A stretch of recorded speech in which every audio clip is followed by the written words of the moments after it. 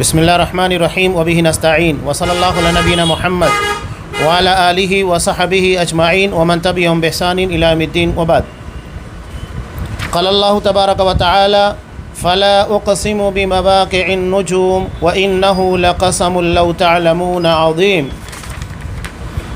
تمام قسموں کی تعریفات اللہ رب العالمین وحدہ لا شریک کے لیے لائق و زیبا ہے، جو ساری کائنات کا تنہا خالق و مالک ہے، اور بے شمار درود و سلام ہو اللہ کے آخری نبی جناب کریم محمد رسول اللہ صلی اللہ علیہ وسلم کی ذات مقدسہ پر۔ محترم سامعین،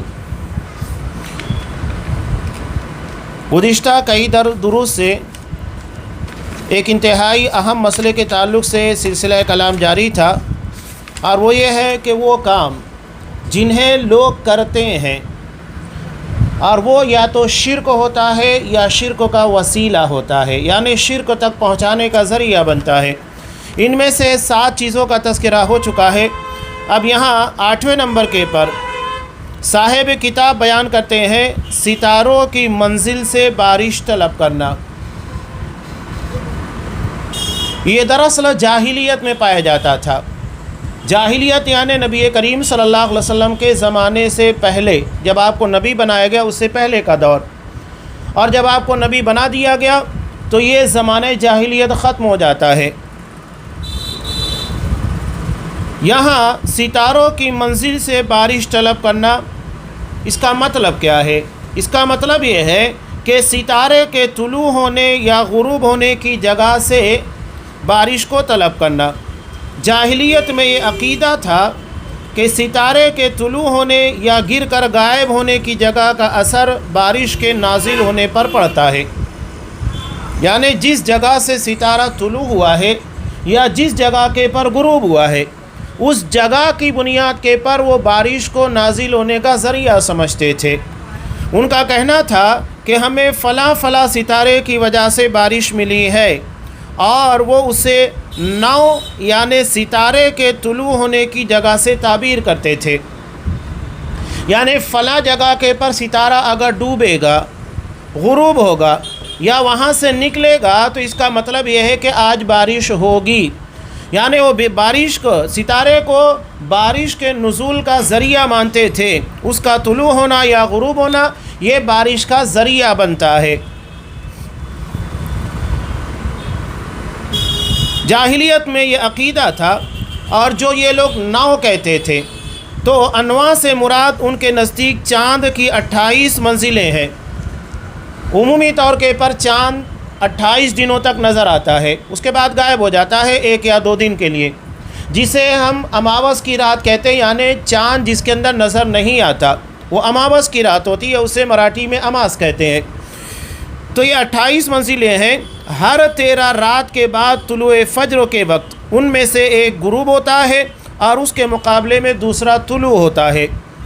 یہ سارے قمری سال کے اختتام پر سب ختم ہو جاتے ہیں، اور یہ جاہلیت کا عقیدہ تھا، اور یہ گمان کرتے تھے کہ فجر کے وقت اس ستارے کے طلوع ہوتے وقت اور دوسرے ستارے کے نکلتے وقت بارش ہوتی ہے۔ یہ ان لوگوں کا عقیدہ تھا۔ اسی کو استسقاء بالانواع، یعنی ستارے کے ڈوبنے یا نکلنے کی وجہ سے بارش کو طلب کرنا کہا جاتا ہے۔ قرآن مجید نے اسی کا یہاں رد کیا ہے۔ اللہ نے ارشاد فرمایا فلا اقسم بمواقع النجوم، کہ پس نہیں، میں قسم کھاتا ہوں ستاروں کے گرنے کے ٹھکانوں کی۔ وَإِنَّهُ لَقَسَمٌ لَوْ تَعْلَمُونَ عَظِيمٌ، اور اگر تم سمجھو تو یہ بہت بڑی قسم ہے۔ یہاں اللہ نے ستاروں کے ڈوبنے، گرنے کے تعلق سے جہاں گرتا ہے اس کی قسم کھائی۔ بتانے کا مطلب یہ ہے کہ اتنے بڑے ستارے جو ہوتے ہیں، اس کے بارے میں آج فلکیات بہت ترقی کر چکا ہے۔ سورج کے تعلق سے سائنس بیان کرتی ہے کہ یہ ہماری زمین سے 10 یا 13 لاکھ گنا بڑا ہے، اور فضا میں اس طرح کے بہت سارے ستارے ہیں جو کہ سورج سے لاکھوں کروڑوں گنا بڑے ہیں، یعنی جس کا ہم تصور نہیں کر سکتے، اندازہ نہیں کر سکتے۔ بعض ستارے ایسے ہیں کہ جس کی روشنی جو ہم کو نظر آتی ہے، یہ زمین کے پر آنے سے پہلے وہ غروب ہو جاتے ہیں، یعنی بعض ستارے ایسے ہیں، سوچئے کہ جو روشنی کی رفتار ہوتی ہے، روشنی کی رفتار، پاور کی رفتار بہت تیز ہے، 1,86,000 کلومیٹر فی سیکنڈ ہے، یعنی ایک سیکنڈ کے اندر روشنی 1,86,000 کلومیٹر طے کرتی ہے، اتنی رفتار ہے روشنی کی، اور وہ روشنی زمین تک آتی نہیں ہے کہ وہ غروب ہو جاتے ہیں۔ سوچئے کہ ان کی دوری کتنی ہوگی زمین سے، اور اللہ نے اس کائنات کو کتنا وسیع بنا کر رکھا ہے۔ تو اللہ وہی بیان کر رہا ہے کہ جو رب ان لوگوں کو پیدا کر رہا ہے وہ کتنا عظیم ہے، اور اتنی بڑی بڑی مخلوقات کو پیدا کرنا، پیدا کرنے کے بعد اس کے پر مکمل اختیار رکھنا، کنٹرول رکھنا، تصرف کرنا، یہی تو اللہ کی قدرت کاملہ اور اس کے رب ہونے یعنی توحید ربوبیت کی دلیل ہے۔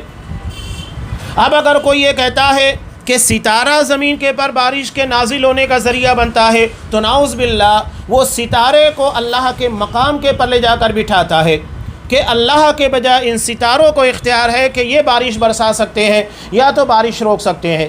یہ توحید ربوبیت میں خلل واقع ہوتا ہے، اسی کو اللہ نے یہاں پر بیان کیا ہے۔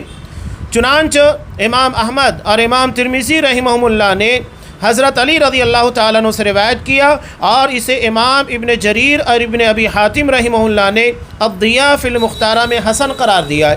کہتے ہیں کہ رسول اللہ صلی اللہ علیہ وسلم نے فرمایا، اپنا حصہ تم نے رکھا ہے، اللہ کہتا ہے کہ اس نے تم پر رزق دے کر احسان کیا، تم اسے جھٹلاتے ہو، تم کہتے ہو کہ ہمیں فلاں فلاں ستارے اور اس کی منزل کی وجہ سے بارش ملی، یعنی بارش اللہ نے دی اور اسے منسوب ستارے کی طرف کیا جاتا ہے، اسی کا یہاں پر رد ہے کہ بارش کو اللہ کی طرف منسوب کرو، اللہ نے عطا کیا، ستارے نے نہیں، یہی بتانا مقصود ہے۔ اور یہاں اللہ کے رسول صلی اللہ علیہ وسلم نے کہا کہ تم اللہ کو جھٹلاتے ہو، دینے والا اللہ ہے اور تم اور ستارے کو مانتے ہو۔ چنانچہ شیخ عبد الرحمن بن حسن رحمہ اللہ فرماتے ہیں، یہ سب سے بہتر بات ہے جو اس آیت کی تفسیر میں کی گئی ہے۔ آگے شیخ صالح الفوزان حفظ اللہ نے ایک روایت کو نقل کیا ہے حضرت ابو مالک اشعری رضی اللہ تعالیٰ عنہ سے کہ رسول اللہ صلی اللہ علیہ وسلم نے فرمایا، میری امت میں جاہلیت کی 4 چیزیں باقی رہیں گی جنہیں میری امت نہیں چھوڑے گی۔ وہ 4 چیزیں کون سی ہیں جسے امت محمدیہ ترک نہیں کرے گی؟ آپ صلی اللہ علیہ وسلم نے کہا، خاندان، برادری، حسب نسب پر فخر کرنا۔ آج آپ دیکھیے لوگ اپنے خاندان کی بنیاد کے پر فخر کرتے ہیں، میرا خاندان اتنا بڑا، میرے خاندان کے لوگ ایسے، میرے خاندان کے لوگ ویسے۔ وہ خاندان کے پر فخر کرتا ہے، یہاں بھی خاندان کے پر فخر کرنا ٹھیک ہے اگر اللہ نے نوازا ہے کہ ہمارے اپنے خاندان کا کوئی عالم ہے، کوئی حافظ ہے، یا اس نے دنیاوی معاملات میں کوئی بڑی ترقی کر لی ہے، بڑی ڈگری حاصل کر لی ہے، سند حاصل کر لی ہے، تو یہ بطور شکر کے کہ ہاں اللہ نے ہمارے خاندان کے پر یہ نعمت کی ہے تو اچھی بات ہے، لیکن یہ بطور فخر کے پسندیدہ نہیں ہے، شکر کے طور کے پر کہ اللہ نے ہمیں نوازا اچھا ہے۔ یہی معاملہ دولت کا ہے، علم کا ہے، عزت کا ہے، شہرت کا ہے، تمام چیزوں کا، کہ اگر بطور اظہار کے کہ اللہ نے نوازا ہے، اظہار تشکر کے کہ اللہ نے ہمیں ان نعمتوں سے نوازا ہے، اچھی بات ہے، ان چیزوں کا تذکرہ ہونا چاہیے بطور شکر کے، لیکن فخر کے لوگوں کے درمیان اپنے آپ کو بڑا ثابت کرنے کے لیے یا اپنی برتری اور تفوق کو بتانے کے لیے تو یہ پسندیدہ نہیں ہے۔ اس کے بعد نسب کے تانے دینا، نسب یعنی انسان کا جو سلسلہ چلتا ہے، خاندانی رشتہ ہوتا ہے، باپ دادا۔ بعض لوگ کیا کہتے ہیں، یہ نسب کا تانا مطلب کیا ہے؟ ایک انسان اگر کوئی غلطی کرتا ہے، ہاں تیرے باپ نے بھی یہ کیا تھا، تیرا باپ ایسا تھا اس لیے تو بھی ایسا ہی ہے، یہ تانا دینا یہ جاہلیت کی نشانی ہے۔ ہمارے یہاں لوگ کیا کہتے ہیں، ہاں اس کا باپ ایسا تھا اس لیے وہ بھی ویسا ہی ہے، اس کے خاندان کے لوگ ایسے ہی ہیں، اس کا بھائی ایسا ہے۔ یہی معاملہ جاہلیت کا ہے، اس لیے کہ کسی ایک کی غلطی کسی دوسرے کے سر کے پر نہیں موڑی جا سکتی، اور اگر بیٹا غلطی کر رہا ہے تو اس کی بنیاد کے پر باپ کو مورد الزام نہیں ٹھہرایا جا سکتا۔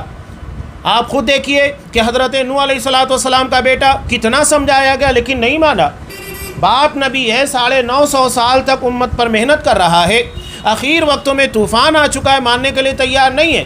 کہنے لگا سآوی الی جبل یعصمنی من الماء، میں پہاڑ کے پر چڑھ جاؤں گا، وہ مجھے بچا لے گا۔ اسے اللہ پر نہیں پہاڑ کے پر یقین تھا۔ اچانک ایک موج آئی، سارا معاملہ ہی ختم ہو گیا۔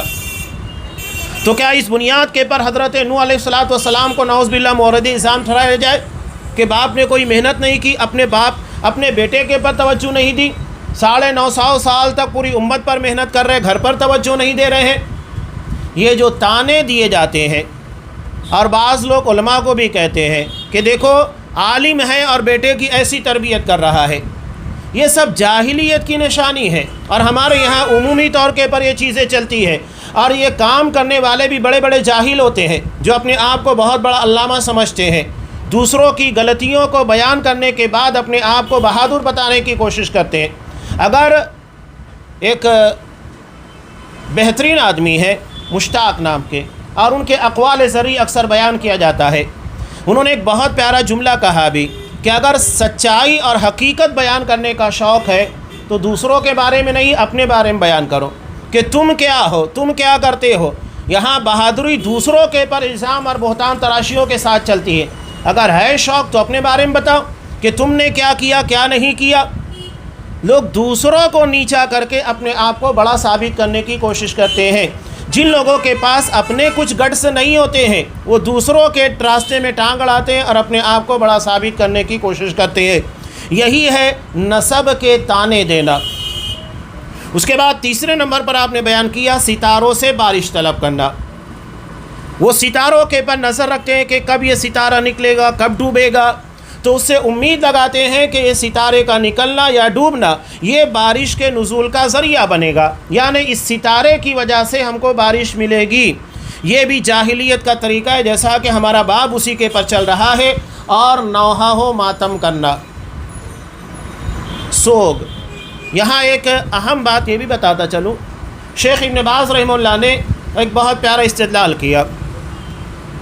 سوگ اور ماتم مردوں کے پر حقیقتاً ہے ہی نہیں۔ بخاری کی روایت سے انہوں نے استدلال کرتے بہت پیاری بات کہی تھی۔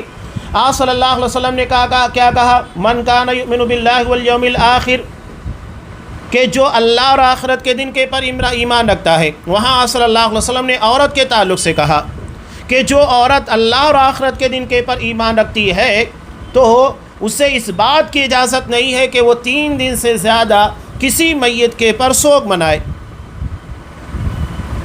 سوائے اپنے شوہر کے۔ وہاں پر 4 مہینہ 10 دن سوگ منائے گی۔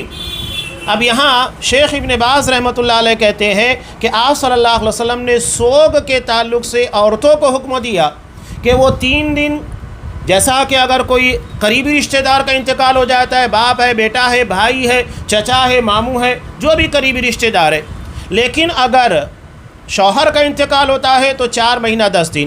یہ آپ صلی اللہ علیہ وسلم نے مردوں کے تعلق سے نہیں کہا کہ مردوں کو سوگ منانا چاہیے۔ یہی وجہ ہے کہ آپ دیکھیے کہ سعودی عرب کے اندر اگر کسی کا انتقال ہوتا ہے، چاہے وہ بادشاہ وقت ہی کیوں نہ ہو، وہاں سوگ نہیں منایا جاتا۔ نہ تو آپ کو آفیشیلی چھٹی ملنے والی ہے یا سرکاری دفاتر کو بند کیا جاتا ہے، بالکل نہیں۔ ابھی آپ دیکھیے قریب 10 سال پہلے شاہ عبداللہ ان کا انتقال ہوا، سعودی عرب کے اندر کسی بھی چیز کو بند نہیں کیا گیا، ساری چیزیں معمول کے مطابق تھیں، وقت کے پر تدفین ہوئی اور اس کے بعد لوگوں نے نماز جنازہ ادا کی، اپنے کام سے لگ گئے۔ اس لیے کہ سوگ جو ہے یہ مردوں کے پر نہیں ہے، صرف عورتوں کے پر ہے، اور وہ بھی 3 دن شریعت نے اجازت دی ہے، اور اس میں بھی ایک پابندیاں ہیں جس میں نوحہ اور ماتم نہیں ہونا چاہیے۔ نوحہ اور ماتم کا مطلب کیا ہے؟ جس میں چیخنا، چلانا، تقدیر کے بارے میں شکوہ کرنا۔ ہمارے یہاں لوگ کہتے ہیں نا، اگر کوئی کم عمری کے اندر انتقال کر جائے، یہ بھی کوئی عمر تھی وفات کے لیے، مرنے کے لیے، اتنی کم عمری کے اندر اس کی وفات کیوں ہو گئی، کچھ اور جی لیتا تو اچھا تھا، یعنی وہ اللہ کی تقدیر، اللہ کے فیصلے کے پر اعتراض کرتے ہیں۔ یہی نوحہ اور ماتم ہے۔ ایک تو عملی ہوتا ہے کہ اپنی حالت ایسی بنا لی جائے، بال کو نوچا جائے، سینہ پیٹا جائے، یا کیفیت ایسی بنا لی جائے پراگندہ حال والی، بالکل اجڑ دکھائی دے، یہ ہے۔ اور دوسرے زبان سے اللہ کے فیصلے کے پر اعتراض کرنا، اسی کو نوحہ اور ماتم سے تعبیر کیا جاتا ہے۔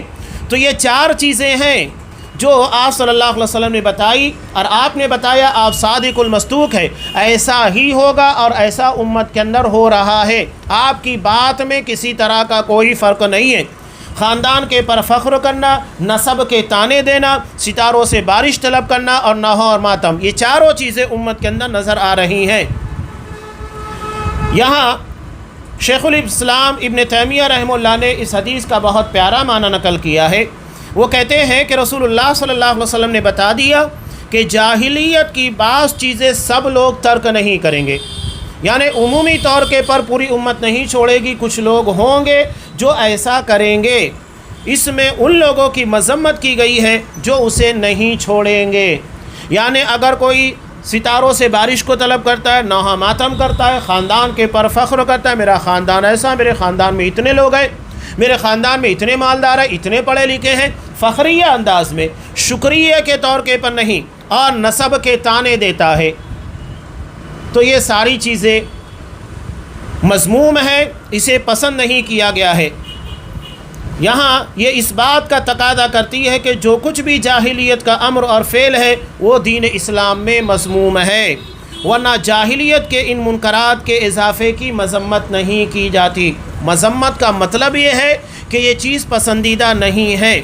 یہ بھی معلوم ہوا کہ اس کی جاہلیت کی طرف اضافت کرنا ہی مذمت کے لیے کافی ہے، اور اللہ کا یہ فرمان بھی ہے وَلَا تَبَرَّجْنَ تَبَرُّجَ الْجَاهِلِيَّةِ الْأُولَى، اور سابق دور جاہلیت کی سی سجدت نہ دکھاتی پھرو، یہ عورتوں کے تعلق سے، جیسا کہ زمانے جاہلیت میں عورتیں اپنے آپ کو بنا سنوار کر سجا کر لوگوں کے سامنے میلے ٹھیلوں کے اندر، محفلوں کے اندر اور دیگر مواقع کے پر پیش کیا کرتی تھی۔ قرآن مجید نے منع کیا، جس طرح جاہلیت کے زمانے میں عورتیں ایسا کرتی تھی تم ایسا مت کرنا۔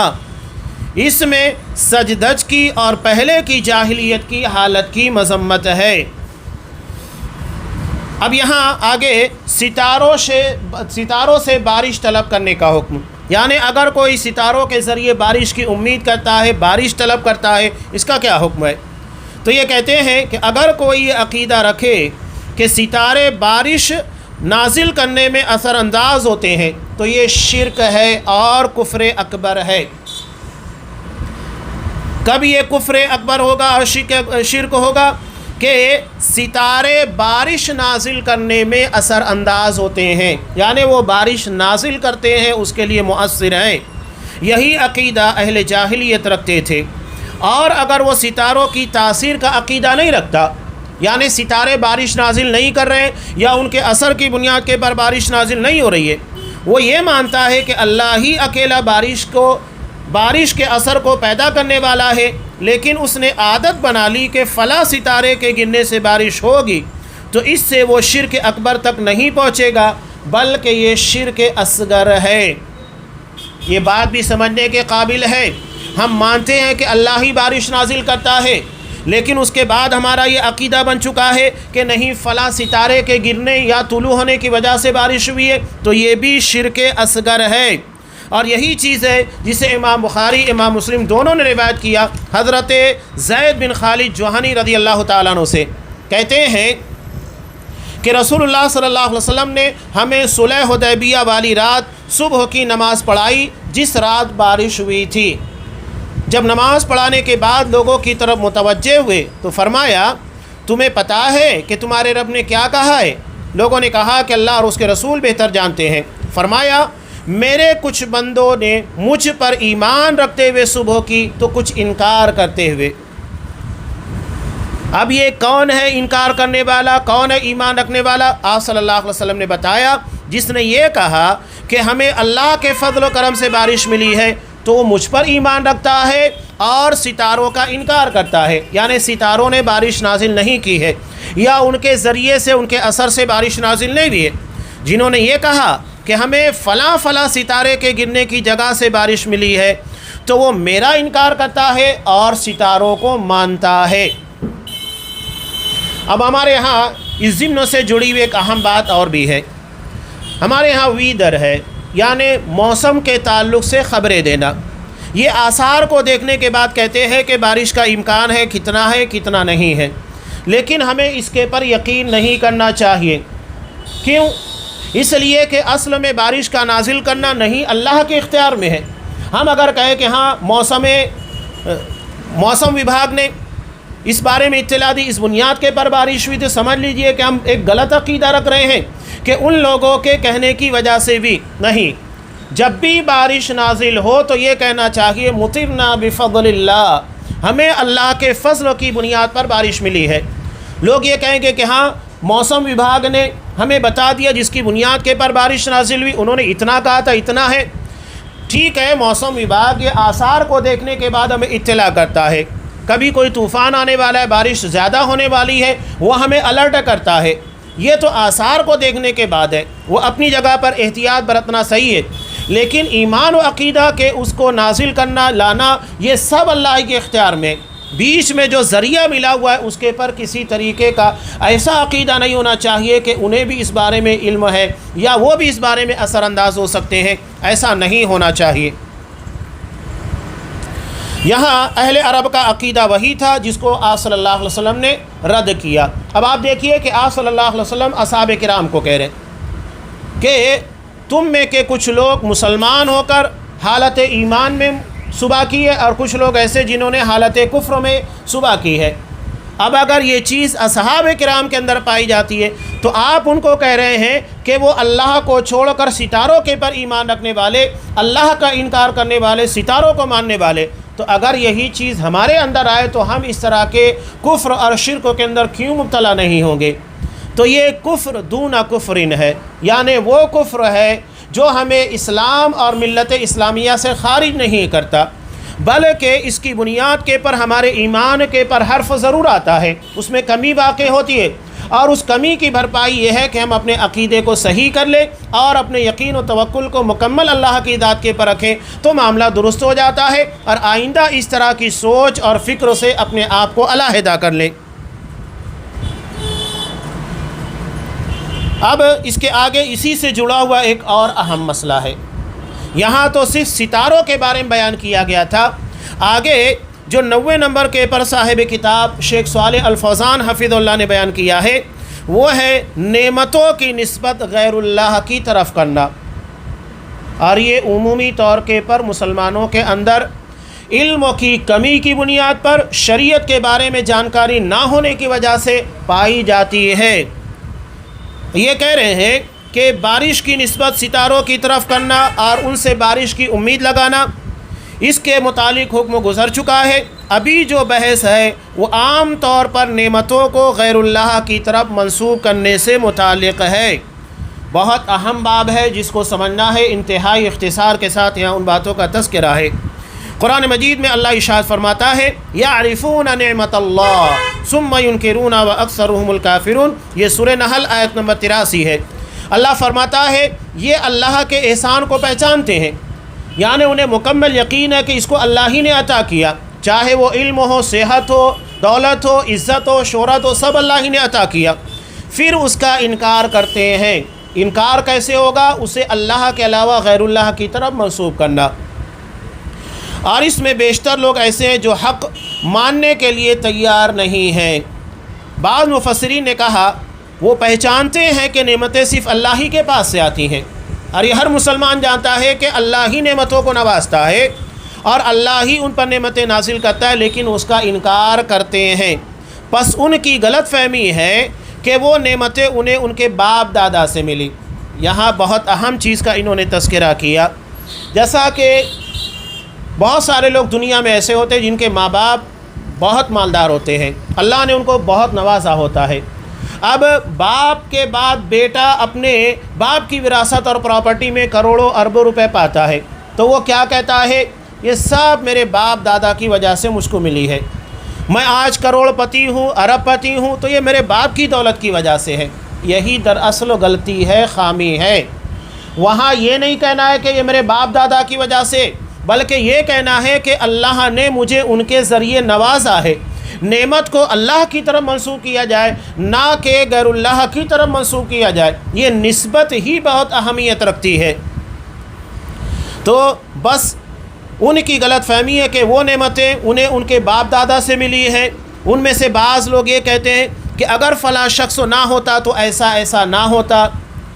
یہ عام طور سے لوگ کہتے ہیں کہ اگر وہ نہیں ہوتا تو آج میں اتنا مالدار نہیں ہوتا، آج میں اتنا پڑھا لکھا نہیں ہوتا. یہ بہت اہم چیز ہے، نعمتوں کو اللہ کی طرف منسوب کیا جائے. اور بعض کہتے ہیں یہ تو ہمارے معبودوں کی سفارش کی بدولت ہے. یہ تو انتہائی خطرناک جرم ہے کہ ان معبودوں کے بارے میں عقیدہ رکھا جائے کہ ان کی سفارش کی وجہ سے یہ دولتیں ملی ہیں. تو یہ تو کفر اور شرکوں کے دائرے میں چلی ہی جاتی ہے. اور بھی اس طرح کی بہت ساری باتیں ہیں. ہر کوئی نعمتوں کو آبا و اجداد، معبود اور اشخاص کی طرف جن کی وہ تعظیم کرتے ہیں منسوب کرتا ہے. اور آپ دیکھیے زندگی کے عام معاملات کے اندر اگر کوئی بیمار ہو گیا، ڈاکٹر نے، اللہ نے اس کو علم عطا کیا ہے، مہارت ہے، اس نے کیس انتہائی سنگین تھا، اس کے باوجود اس نے کوشش کی، ہمت کی اور اللہ نے شفا عطا کر دی. تو لوگ کہنے لگتے ہیں کہ وہ ڈاکٹر بہت ماہر ہے اور اس کی دوا کی وجہ سے اتنا بڑا معاملہ تھا، ورنہ یہ مر جاتا یا اور کیس بگڑ جاتا، لیکن اس نے سنبھال لیا. یہ غلط ہے. یہ کہنا چاہیے کہ معاملہ حقیقت میں بڑا سنگین تھا، لیکن اللہ نے فلاں ڈاکٹر کی وجہ سے اور اس کے ذریعے شفا عطا کر کے اس کو بچا لیا ہے. یعنی ذریعہ بنایا جائے اور حقیقت میں نعمت کو اللہ کی طرف منسوب کیا جائے، یہی اہمیت رکھتا ہے. اور غلطی لوگ یہاں پہ وہی کرتے ہیں کہ اللہ کو بیچ سے اللہ کو ہٹا دیتے ہیں اور ڈائریکٹ وہ ڈاکٹر ہے. یا تو اگر سفر کے اندر ہے، سفر کر رہے ہیں، اچانک کوئی حادثہ ہونے والا تھا اور اس کے بعد ڈرائیور نے بر وقت حاضر دماغی کی جس کی بنیاد کے پر حادثہ ٹل گیا، تو کہنے لگتے ہیں یہ ڈرائیور بڑا ماہر تھا. اگر وہ اس طرح ہوشیاری نہیں دکھاتا اور فوری طور کے پر کنٹرول نہیں کرتا تو حادثہ واقع ہو جاتا. یہ غلطی ہے. وہاں یہ کہنا چاہیے کہ اللہ نے بچا لیا، ورنہ اس طرح کے حادثات عمومی طور کے پر آپ دیکھیے کہ ہائی وے کے پر جو حادثات ہوتے ہیں تو ایسا نہیں ہوتا ہے کہ کوئی اناڑی ڈرائیور ہے تبھی حادثہ ہوتا ہے. عمومی طور کے پر یہ ہوتا ہے کہ بڑے ماہر ڈرائیور بھی چوک جاتے ہیں، جگہ کے پر ایکسیڈنٹ ہونے کی وجہ سے مر جاتے ہیں، ختم ہو جاتے ہیں. کتنے ایسے مر چکے ہیں. تو اگر مہارت ہی اہمیت رکھتی تو پھر اس طرح کے ایکسیڈنٹ ہوتے ہی نہیں. اس کا مطلب یہ ہے کہ حقیقت میں بچانے والا اور دماغ کے اندر اس طرح کے آثار دینے والا اللہ ہی ہے. وہی ہمارے دماغ کو کنٹرول کرنے کی صلاحیت دیتا ہے. اس کی بنیاد کے پر حادثات ٹلتے ہیں. اور اس کے علاوہ فرشتے بھی ہیں، جیسا کہ اللہ کا خود بیان ہے سورہ نام میں، وَيُرْسِلُ عَلَيْكُمْ حَفَظًا. اللہ تمہاری حفاظت کرنے والے فرشتے اتارتا ہے. یہ فرشتے تمہاری حفاظت کرتے ہیں.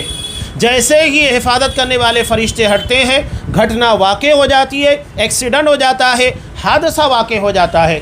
یہی وجہ ہے کہ دعا پڑھنے اور خاص طور سے کثرت سے اللہ کا ذکر کرنے کا حکم دیا گیا ہے تاکہ ہم اس طرح کے حادثات سے بچ سکیں. تو یہ لوگوں کے اندر عام طور کے پر باتیں کہی جاتی ہے. اب یہاں پر انہوں نے ایک مثال بھی دی ہے قارون کی.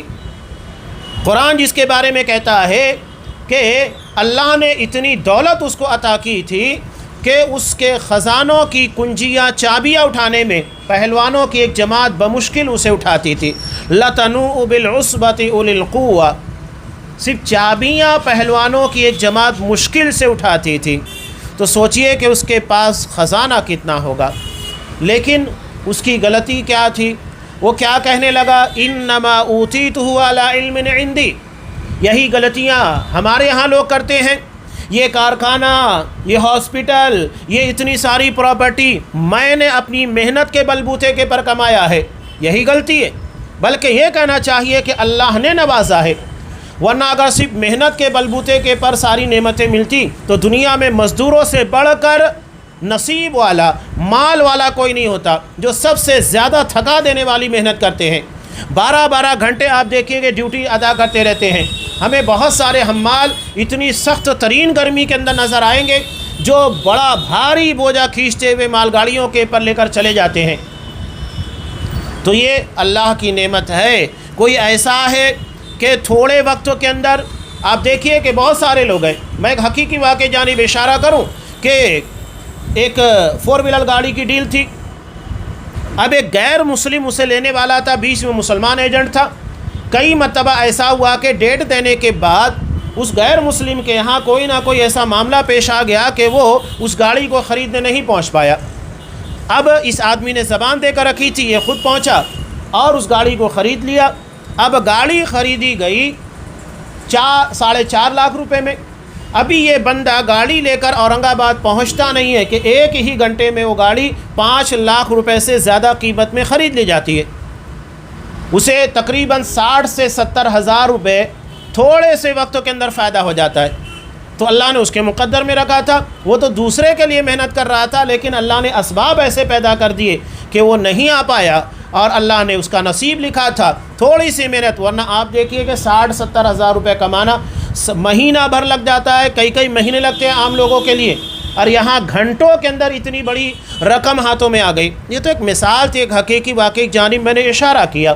بہت سارے ایسے زمین جائیداد اور بہت ساری پراپرٹی کا کاروبار کرنے والے بڑے بڑے ایجنٹ جو مارکیٹوں کے اندر ہوتے ہیں، جو کم وقتوں کے اندر لاکھوں روپے کماتے ہیں، یہ سب اللہ کی نعمت ہے جو اللہ جس کو نواز دے۔ تو قارون کی بڑی خطا اور غلطی کیا تھی؟ اس نے نعمت کو اللہ کے بجائے اپنی طرف منسوب کر دیا، کہا کہ یہ سب میں نے اپنے علم، اپنی صلاحیت اور اپنی محنت کے بلبوتے کے پر کمایا ہے۔ یہی غلطی ہے۔ اگر اللہ نے علم دیا ہے تو اللہ کا شکر ادا کیجئے، اس نے ہمارے دماغ کو اتنا اسٹرانگ بنایا کہ ہم اس کے اندر علم کی باتوں کو محفوظ کر سکتے ہیں۔ اور اگر اللہ نے ہمیں ذہانت عطا کی، حاضر جوابی عطا کی، بر وقت و بہترین فیصلہ کرنے کی صلاحیت دی، یہ بھی اللہ کی نعمت ہے۔ اگر اللہ کند ذہن بناتا، حالات کے بارے میں صحیح علم نہیں عطا کرتا، تو ہم کہاں سے بہتر فیصلہ کر سکتے تھے؟ تو سارے حالات کو کریٹ کرنے والا، بنانے والا، حالات کو ہمارے حق میں سازگار کرنے والا اللہ ہی ہے۔ اب آگے انہوں نے ایک طویل روایت کو پیش کیا ہے، میں جسے اختصار کے ساتھ بیان کروں۔ یہ بخاری مسلم وغیرہ کی روایت، بخاری اور مسلم دونوں کی روایت ہے۔ بتانے کا مقصود یہ کہ آپ صلی اللہ علیہ وسلم نے کہا بنی اسرائیل کے 3 لوگ تھے، اللہ نے بطور آزمائش ان لوگوں کو دنیا کی نعمتیں عطا کی۔ یہ بڑا مشہور واقعہ ہے جسے آپ بارہا سنتے رہتے ہیں، جس میں سے ایک کوڑی تھا، ایک گنجا تھا اور ایک نابینا تھا۔ فرشتہ انسانی شکل میں جا کر ان تینوں کے پاس جو انہیں لگتا ہے، ایک کو لگتا ہے کہ اس کے پاس اونٹوں کا ریوڑ ہونا چاہیے، اسے گابن اونٹنی دے دی اور برکت کی دعا دی، اور اس کے بعد دوسرے کے پاس گیا، گنجے کے پاس، اس نے گائے کا مطالبہ کیا، اسے گابن گائے دے دی، اور اس کے بعد نابینا شخص کے پاس آیا اور اس کے بعد اسے بکریوں کا ریوڑ، بکریاں عطا کر دی، جس کے ذریعے وہ خوب ترقی کیا۔ اب جو کوڑھی تھا، یعنی برس کا بیمار، جسموں کے بس سفید چٹے پڑ جاتے ہیں، اس کو شفا یابی بھی ملی۔ گنجا جو تھا اسے بال بھی مل گیا، نابینا کو آنکھیں مل گئی، اور دنیا کی نعمتیں بھی مل گئی۔ اب اللہ نے ان نعمتوں کو فرشتوں کے ذریعے عطا کر کے جسے اونٹ دیا تھا اس میں خوب برکت دی، یہاں تک کہ پورا ریوڑ بن گیا، اور اس کے بعد جسے گائے دی گئی تھی اسے خوب برکت دی، اور اس کے پاس گائے بچڑوں کا پورا جھنڈ بن گیا، اور جسے بکریاں عطا کی تھی اس کے پاس خوب بکریاں آ گئیں، خوب ترقی ہوئی، خوب برکتیں ہوئی۔ اب بطور آزمائش کے اللہ نے اسی فرشتے کو بھیجا، یہ پہلے عطا کرنے آیا تھا اور ابھی مانگنے آیا تھا، مسافر کی شکل میں آیا، مجبور آدمی کی شکل میں، اور کہنے لگا کہ میں پریشان حال ہوں، اللہ نے تمہیں اتنا نوازا ہے اور اتنے سارے اونٹ ہیں، تم مجھے کچھ دے دو۔ وہ کہنے لگا چل نکل، یہ سب میں نے اپنی محنت سے کمایا ہے۔ اللہ کو بھلا بیٹھا، جب کہ وہ بیمار تھا، اللہ نے اس کو برس کی بیماری سے نجات دی، اور اس کے پاس کچھ نہیں تھا، اللہ نے پورے اونٹوں کا ریوڑ اس کو عطا کر دیا۔ فرشتے نے بد دعا دی، کہا کہ ٹھیک ہے، اگر تو جو کہہ رہا ہے وہ غلط ہے تو اللہ تجھے پہلے جیسا بنا دے، یعنی تو بیمار بھی ہو جائے اور تیرے ساری نعمتیں چھن جائے، اور ویسا ہی ہوا۔ اس کے بعد یہ گنجے کے پاس گیا جو پہلے گنجا تھا، جس کے پاس بال بھی آ گئے تھے، اور اس کے بعد گائے بچڑے کے پورے جھنڈ تھے۔ اس کے پاس جا کر اس نے مطالبہ کیا، میں پریشان حال آدمی، مجھے کچھ دے دو، اللہ نے تمہیں بڑا نوازا ہے، اتنی ساری پراپرٹی تمہارے پاس ہے۔ وہ بھی اس کو جھڑکتا ہے کہ چل نکل، میرے پاس مانگنے آیا، میں نے بڑی محنت سے ساری چیزیں کمائی ہیں، میں تجھے مفت میں دے دوں؟ نہیں دیتا۔ فرشتے نے اسے بھی بد دعا دی، نتیجہ کیا ہوا؟ سب چھین گیا۔ اس کے بعد وہ نابینا کے پاس آیا تو نابینا نے اعتراف کیا کہ ہاں میں پہلے نابینا تھا، اللہ نے مجھ کو بینائی عطا کی، پہلے میرے پاس کچھ نہیں تھا، اللہ نے اتنی ساری بکریاں اتنے ریوڑ کی شکل میں مجھ کو عطا کر دیے، جا تجھے جو بکری لگتی ہے جتنا لگتا ہے لے اور چلے جا۔ فرشتے نے کہا کہ دیکھو میں بطور آزمائش کے آیا تھا، مجھے ضرورت نہیں ہے، اللہ تمہارے مال میں برکت عطا کرے، اور اس کے بعد وہ چلا گیا۔ اب دیکھیے یہاں نعمتوں کی ناشکری، پہلے دو لوگوں نے یعنی جو برس کا بیمار تھا، گنجا تھا، ناشکری کی، اونٹ بھی چھن گئے، پہلے کی حالت میں پوزیشن میں آ گئے، بیماری بھی آ گئی اور ساری نعمتیں چھن گئی۔ یہ اعتراف نعمت نہ کرنے کا نتیجہ ہے۔ اور جس نے اللہ کی نعمت کا شکر ادا کیا تو اللہ نے جو نعمتیں تھیں اسے برقرار رکھا، اس میں مزید اضافہ کر دیا۔ تو یہ بہت اہم باب ہے، اس کے بارے میں ہمیں چوکن نہ رہنا چاہیے۔ اللہ نے نوازا ہے تو ضرورت مندوں کے پر خرچ کرنا چاہیے اور اللہ کو منعم حقیقی ماننا چاہیے۔ اللہ تو ہی نے مجھے عطا کیا ہے، تو ہی عطا کرنے والا ہے، تیرے علاوہ کوئی عطا کرنے والا نہیں۔ اور اگر اللہ چھین لے تو پل بھر میں ایک سیٹھ آدمی کو، امیر کو غریب بنا سکتا ہے، اور ایسے بہت ساری مثالیں ہمارے سامنے موجود ہیں۔ جو پہلے بڑے بڑے امیر خاندان کے لوگ تھے، آج وہ دوسروں کے ہاں مزدوریاں کر رہے ہیں، مزدور بن گئے۔ 2 وقتوں کی روٹی روزی کمانا ان لوگوں کے لیے مسئلہ بن چکا ہے۔ اور بہت سارے ایسے ہیں جو مزدور تھے، محنت کرتے کرتے اللہ نے ان کو نعمتیں عطا کی، اور ان لوگوں کے اندر شکریہ کا جذبہ تھا، اللہ نے انہیں مالک بنا دیا، سیٹھ بنا دیا۔ تو یہ بہت اہم چیز ہوتی ہے، اس لیے کہ عطا کرنے والی، چھیننے والی ذات اللہ ہی کی ہے۔ تو اللہ کے بارے میں اس طرح کی بدعقیدگیاں نہیں ہونا چاہیے۔ ہم چاہتے ہیں کہ ہمارے مال میں، اولاد میں، نعمتوں میں اضافہ ہو، تو اس کے لیے شکر گزاری کا راستہ اور نعمتوں کو اللہ کی طرف منسوب کرنے کا، ہمیشہ اللہ کی طرف منسوب کیجیے، اسے کبھی بھی کسی اور کی طرف یا اپنی محنت یا اپنے علم کی طرف منسوب مت کیجیے۔ یہ بہت اہم چیز ہے۔ اللہ تبارک و تعالی ہمیں اس کی توفیق دے، اور جو بھی نعمتیں اللہ نے عطا کی ہے اس کے پر اللہ کا شکر ادا کرنے کی توفیق دے، اسے اللہ کی طرف منسوب کرنے کے ساتھ ساتھ اللہ کا حقیقی شکر گزار بندہ بنائے، اور اس کی بنیاد کے پر مزید برکتوں سے نوازے۔ آمین۔ وآخر دعوانا ان الحمد للہ رب العالمین۔